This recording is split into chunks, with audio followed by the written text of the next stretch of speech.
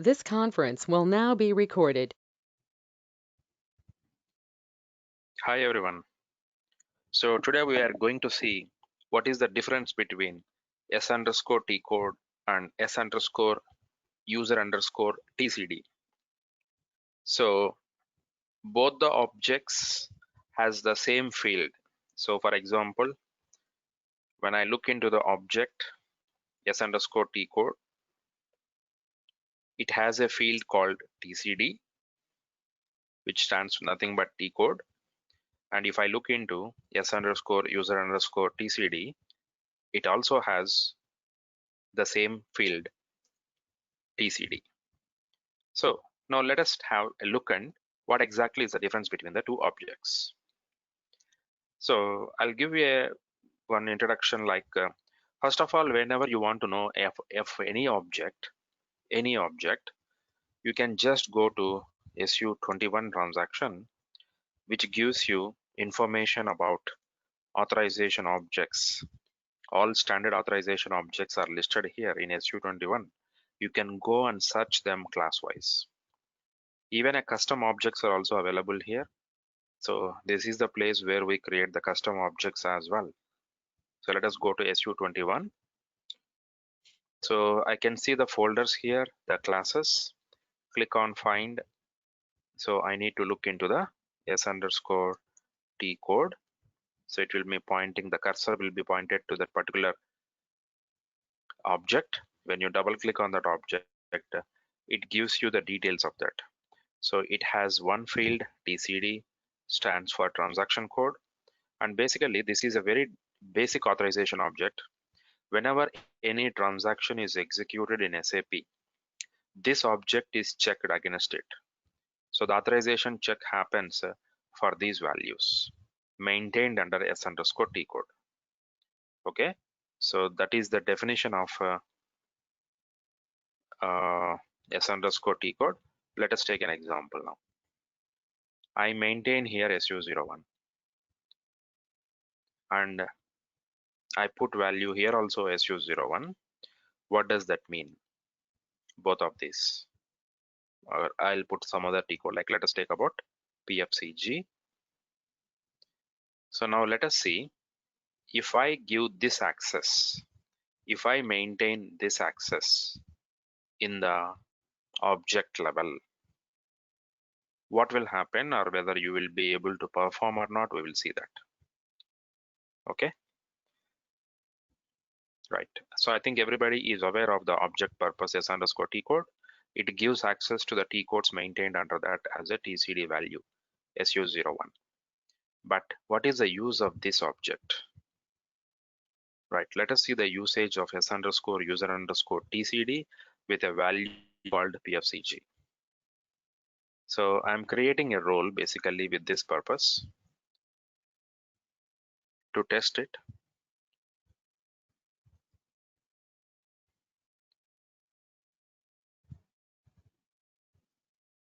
So we will add this object.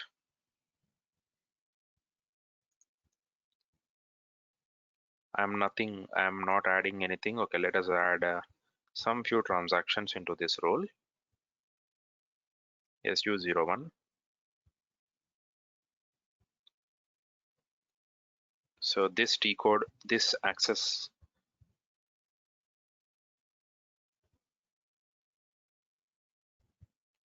Okay, so these are the objects that got pulled into the role. Here we don't have user underscore TCD. For S underscore T code, for the T code what we have added, SU01, these are the objects. And you can see this object is by default, you got it. And these are the objects pulled from SU24 for this transaction SU01. And here you have a display icon, means you cannot modify it. So based on the data, it is maintained in menu, this value will be picked up here. Right.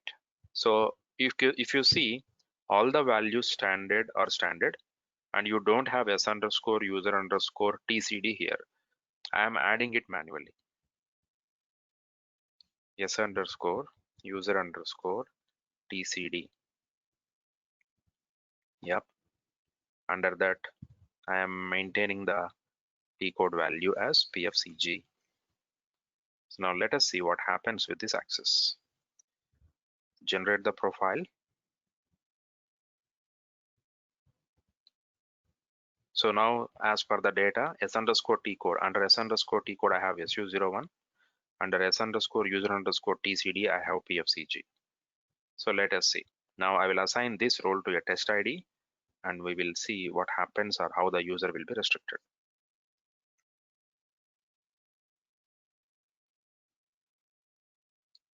I think I have already this value. Okay. I will remove this access, earlier access.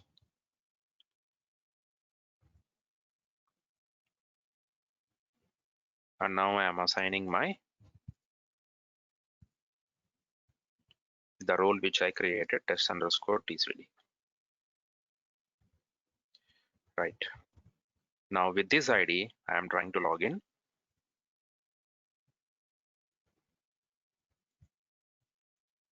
Test underscore DIS. Yeah.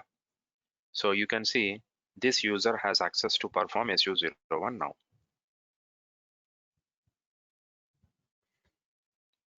Okay. So he can perform SU01. But when he tries to execute PFCG, it says you are not authorized to perform the transaction PFCG.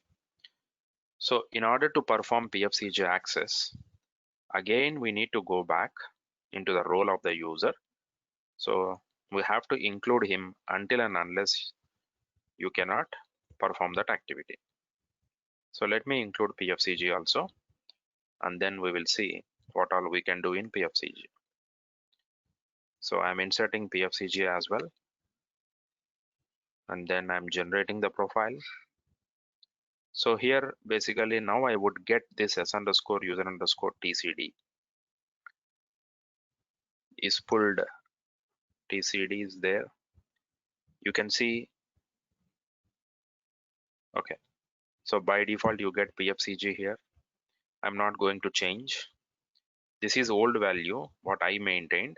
Even the new value is also called coming up as PFCG. And moreover, under S underscore T code, we have two values now, SU01 and PFCG. So basically user test ID will have access to two transactions now. So let me try now PFCG. I can execute PFCG now. Let us try to create a test role. With the test ID, I'm doing all these things. So test underscore this, create role, single role, no authorization to create a role because we need to give necessary access in the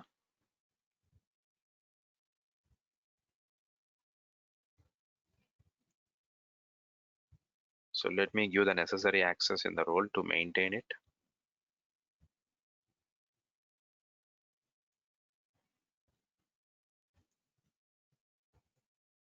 No authorization to create. So I'm adjusting the authorizations to be able to create.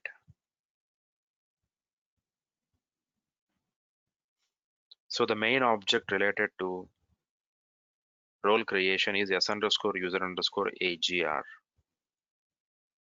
So here we don't have a role name. I will keep it star. So 01 create, edit, display, etc. All the values we have access to it because we have a transaction PFCG access. And then access to generate a profile. Here also I can put it as star, any profile. And then that's it. I'm not maintaining any values here inside, only this value as it PFCG will keep it as it is. Right. Now I'm going back to my test ID. Yeah, this is my test ID login, test underscore this. I'm trying to create a role, test role.